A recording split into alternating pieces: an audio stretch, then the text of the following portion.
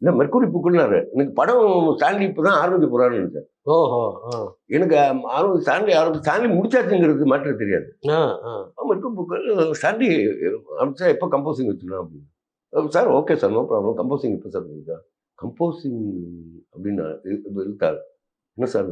இல்லை கார்த்திக் ராஜா பாட்டெல்லாம் முடிச்சாச்சு, படமே எடுத்தாச்சு. அப்புறம் சார் நான் என்ன பண்ணணும் அப்படின்னா, இல்லை நீங்கள் ரீ ரெக்கார்டிங் பண்ணணும்.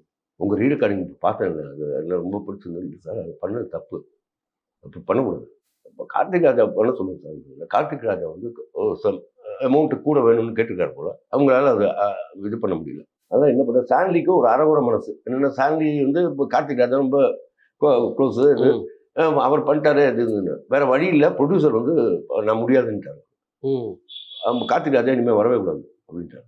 அது இப்போ என்ன என்கிட்ட வந்து சார் தான் மேட்ரு. சரி, ஒன்று எனக்கு 2 விஷயம் நீங்கள் பண்ணணும். கார்த்திக் ராஜா லெட்டர் கொடுக்கணும் யூனியன் எனக்கு லெட்டர் கொடுக்கணும். இந்த 2 லெட்டரும் எனக்கு வாங்கிட்டு வந்து நான் பண்ணுறேன் சார். அப்போது அவங்க ரீரெக்கார்டிங் உங்களால் எவ்வளோ செலவழிக்க முடியும்? 5 lakhs தான் சார் எங்களால் முடியும். ஆர்ஆருக்கு சரி 5 lakhs 4 நாள் நான் பண்ணுறேன். வாங்கிட்டு வந்துட்டாங்க, நான் பண்ணுறேன். 2வது நாள் வந்து அவங்க அம்மாட்டேருந்து ஜீவா அவங்கள்ட்டேருந்து ஃபோன் வரும் ஸ்டான்லிக்கு.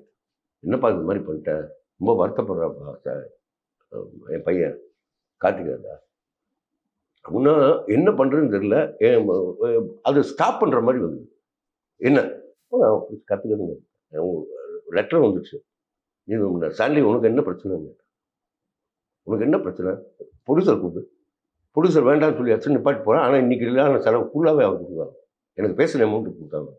உடனே ப்ரொடியூசர் ஸ்டான்லி நீங்கள் தயவு செஞ்சு வேலைக்கு போயிருங்க சார், நீங்கள் கண்டினியூ பண்ணுங்கன்றாங்க. அந்த படத்தை நான் கண்டினியூ பண்ணி முடிக்கிறேன். எத்தனை ரூபா? 5 லட்சம். செலவு எவ்வளோ இருக்குமா? 4.25 லட்சம் ரூபா. நான் வீட்டுக்கு எவ்வளோ ரூபா எடுத்துட்டு போவேன்? 25,000 ரூபா. 25,000 இவ்வளோதான். எனக்கு திருப்தியான வேலை பார்த்தேன். 4 நாள் ரீ ரெக்கார்டிங் நல்லா பண்ண மைண்டில் இருக்குன்னு. அதே மாதிரி படம் வெளியில் வந்துச்சு. ஆனந்தோட என்ன சொல்கிறாங்கன்னா, நம்ம கார்த்திக் ராஜாவோட பாடல்கள்லாம் சுமார் ரகம், ஆனால் அவரோட பின்னணி இசை ரொம்ப இப்போ அந்த மேட்ரு வந்து ஆனந்தோடனுக்கு என் ஒய்ஃப் ஃபோன் பண்ணி பேசுகிறாங்க. முதல்ல உங்கள் நிருபரில் பார்க்காமே எழுதிடுவாங்களா? அதை ரீ ரெக்கார்டிங் பண்ணது யாருன்னு உங்களுக்கு தெரியுமா? தெரியாது. அது அடுத்த நாள் என்னோட ஃபோட்டோவை கூப்பிட்டு அடுத்த வாரம் பாலபாரதிக்கு சொட்டு நிருபர் தலையில் கூட்டு அப்படின்னு போட்டு அப்படியே வந்துச்சு.